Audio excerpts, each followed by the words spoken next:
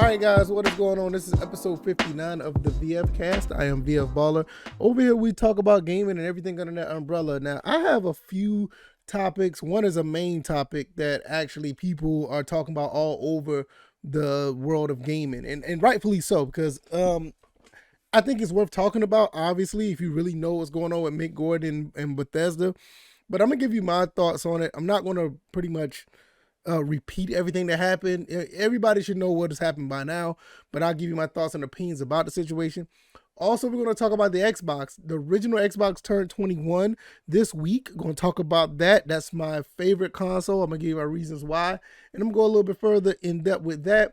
And finally, we're going to talk about the Ambernic 505, the RG 505, and that little handheld look like it's pretty good. It looks like it's going to be a pretty nice handheld. And I know a lot of people may not know about Ambernic or anything like that, but if you're into retro handhelds, it's a really cool rabbit hole to go down into. I've got into it earlier this year, and I'm going to talk about my thoughts on this device. I may even pick it up depending on the situation.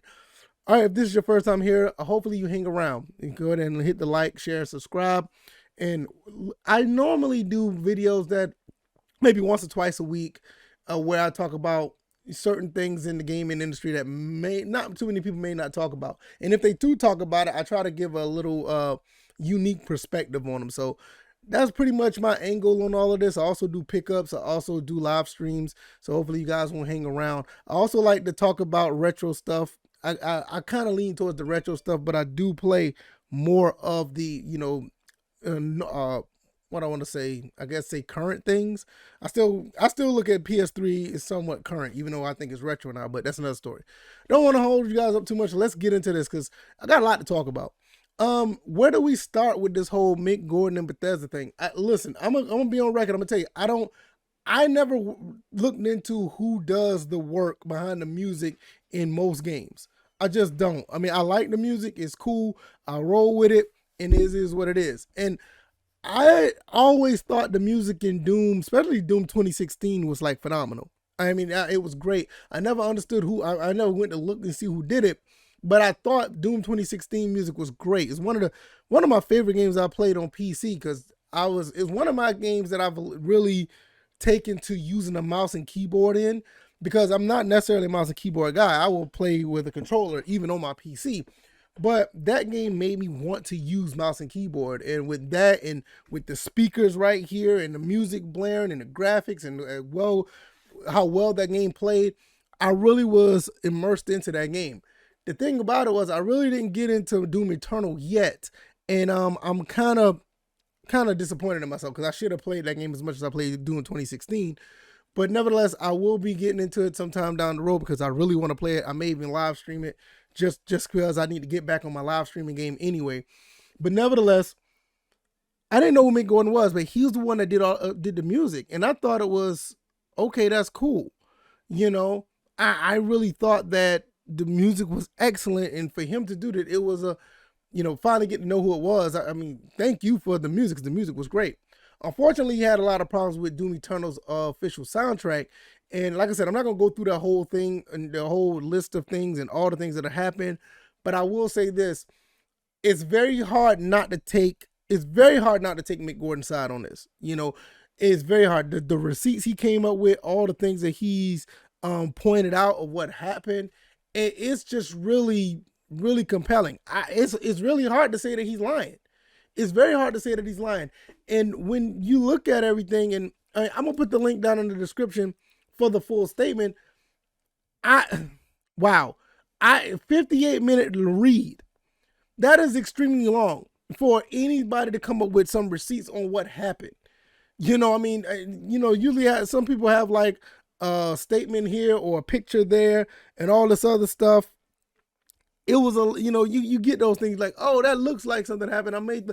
But when you have this much to show people that something wrong has happened, it's very hard. It's very difficult to say Mick Gordon is not telling the truth. I'm not saying that everything in that whole 58-minute read is a lie, or everything that is on the up and up. It's hard to say that everything is the truth. But when you look at it, it's like, all right, this is very hard to, say that something fishy going on, because it's only so far you can go when you're trying to make up stuff. And it's very hard to make up something that's this long as far as a statement. And it's very, I don't know what to say about it, but based on what he's saying and how the official soundtrack came out, it's something there. And the fact that this guy still hasn't gotten paid for a lot of this stuff is very, very, very disrespectful. And that's a messed up move by Bethesda. Now Bethesda goes on the well, I'm not even gonna go to Bethesda. I'm just gonna talk about what's that, Marty Stratton. I don't know much about him either. I just know he's a studio director. And for him to do the things that he said that happened to, allegedly, to Mick, that's just horrible. I mean, you just sit here and delay stuff, give people deadlines, and botched contracts, and not paying people, asking people, basically giving up, basically offering hush money for what's going on, and then when legal counsel gets involved, they're trying to delay stuff and push stuff. And then with Marty putting the post up on Reddit, his open letter, it's very hard to sit here and be like,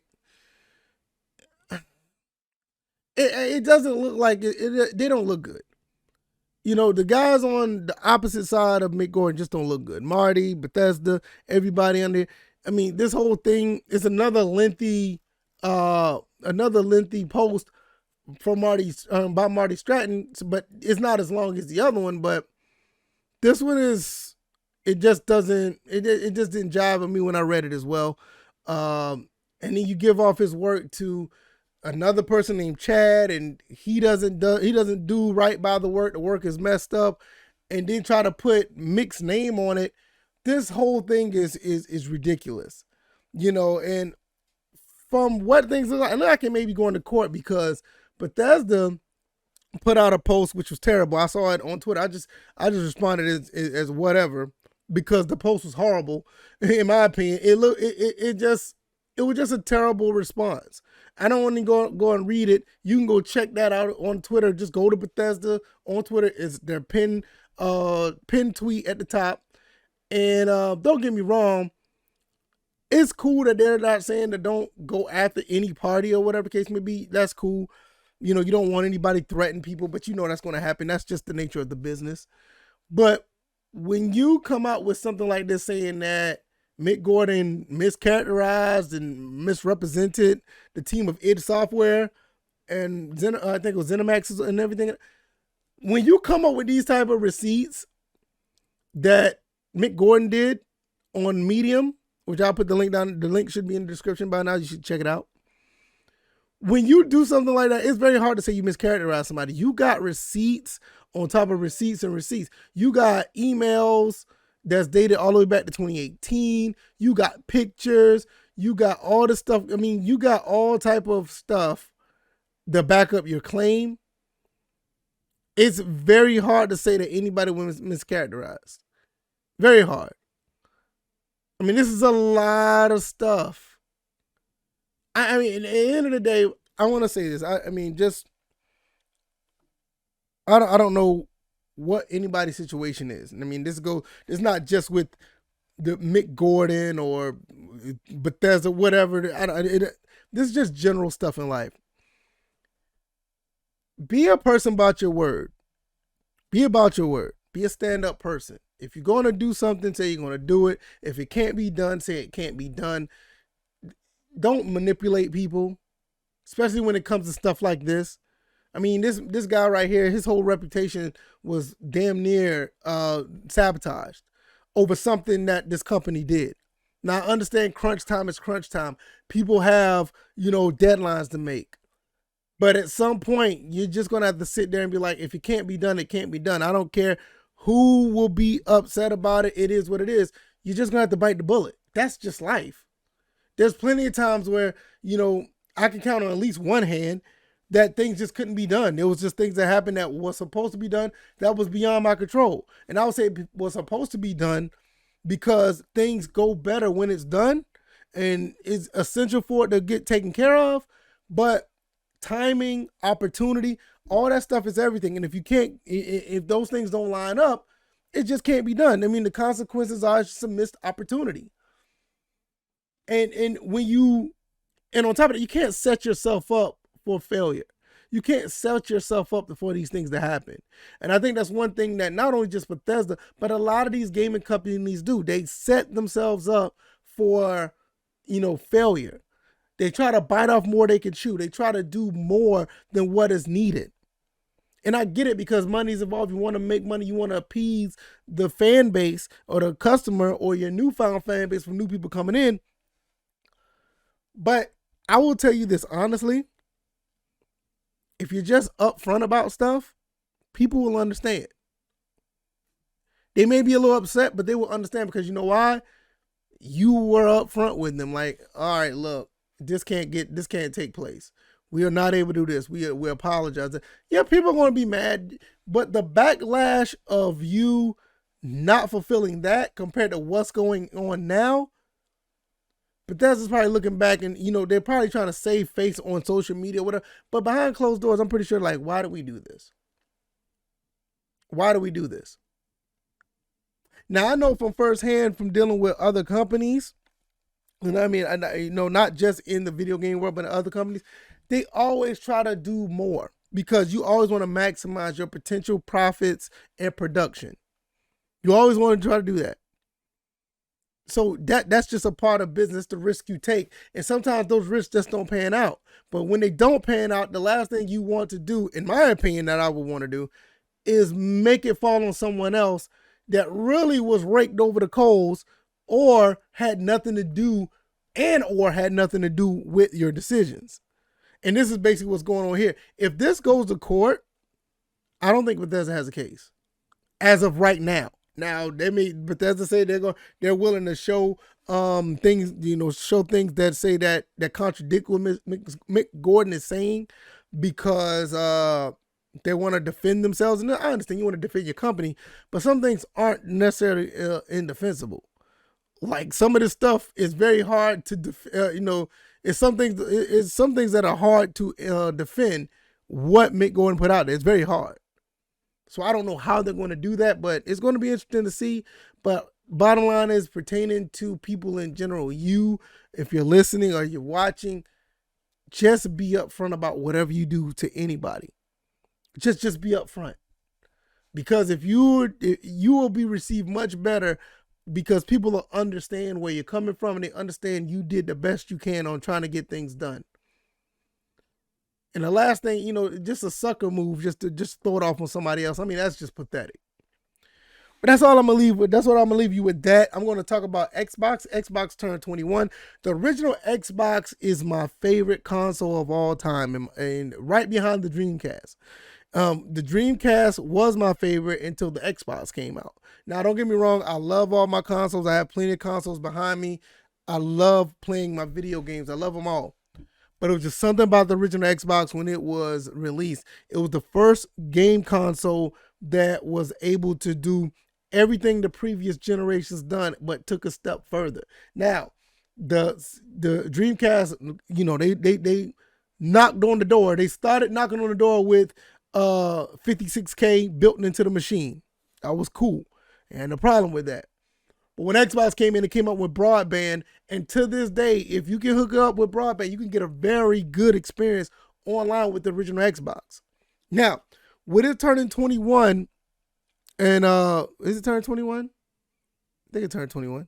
No, it didn't turn 21. Yeah, it did turn 21. My mind is going on. 2001. Don't pay me no mind. I was looking at numbers and threw me off.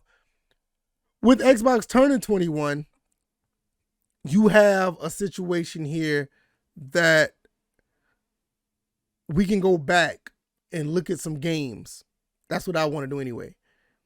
I want to go back and look at some games from this console. And what I want to do, and I'll probably do this next week, give you 21 games that I find that are just phenomenal for the system. As of right now, I am up to probably about 560 original Xbox games that I've collected for. I mean, I know somebody who has a complete set, and I'm not really keen on getting a complete set, but I understand why people would get a complete set. Some people just love the console. I love the console, but I'm not sure if I'm going to be collecting like Barbie's horseback riding or something like that. I mean, I just don't want stuff to just be sitting on my shelf. Now, I got over 500 games. You best believe I love all those games for the console, and I played all of them at least twice. I'll say that I played them all at least twice.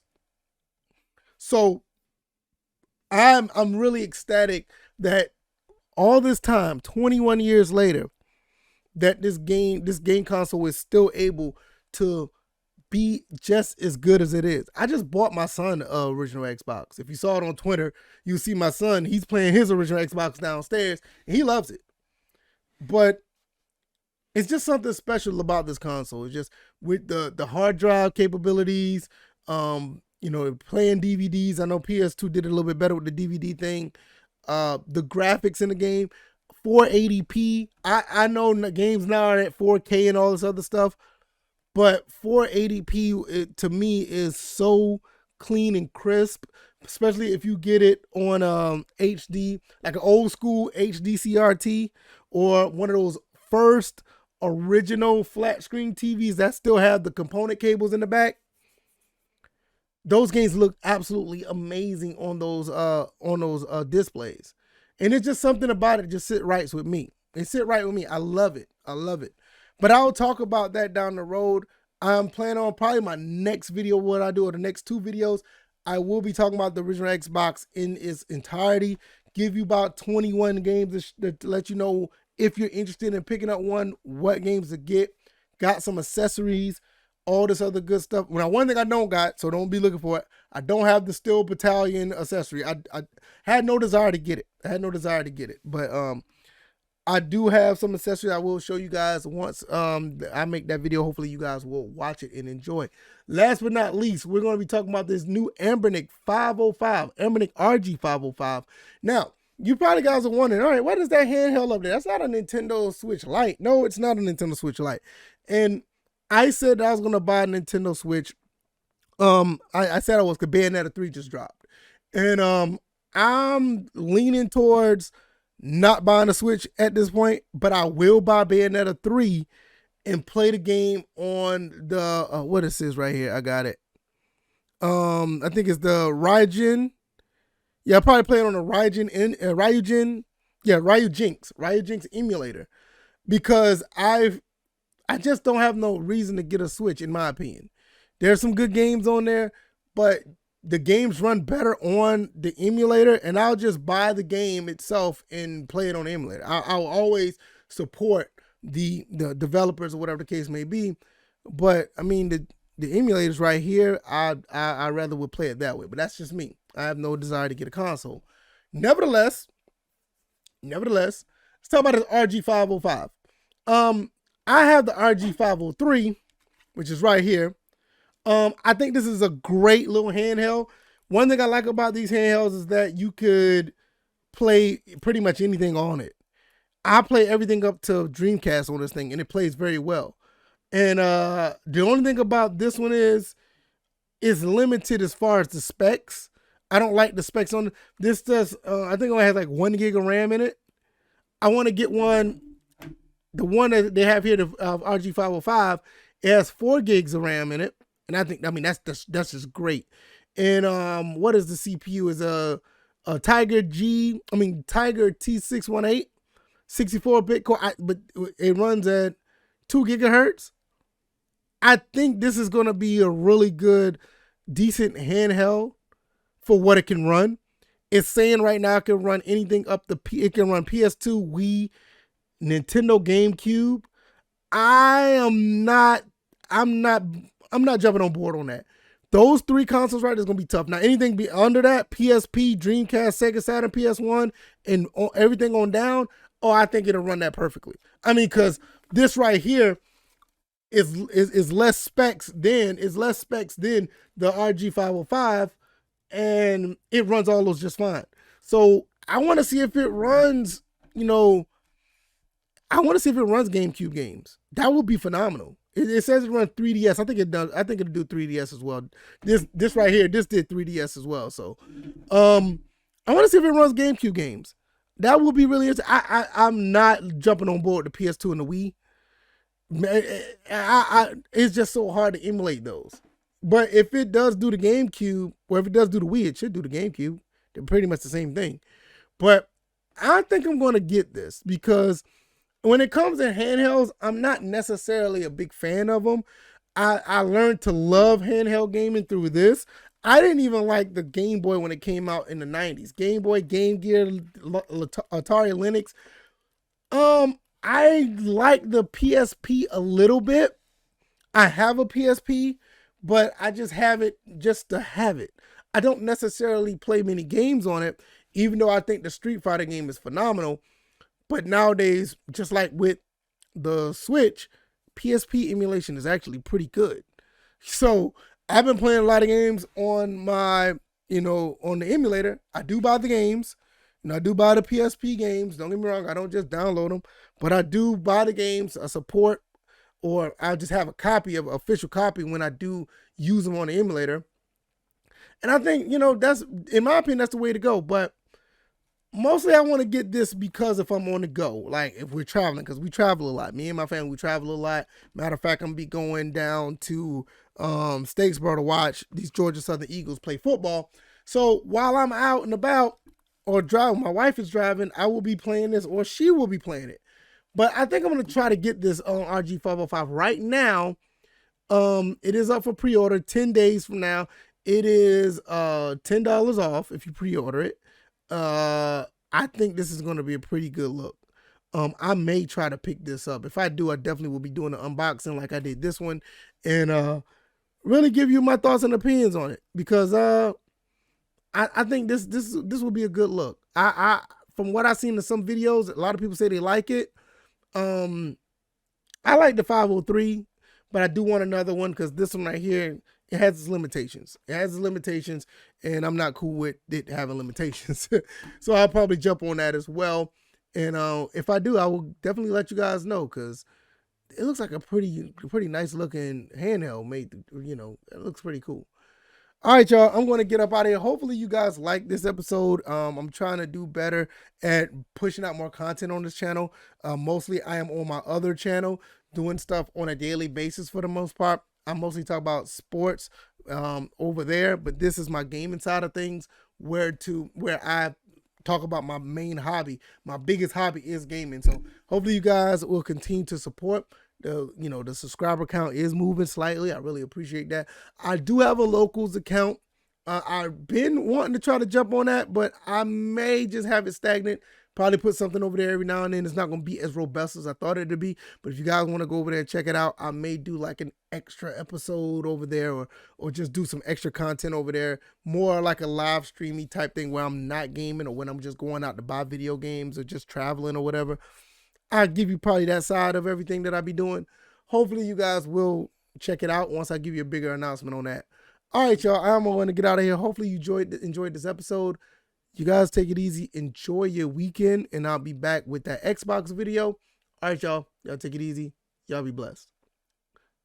Peace.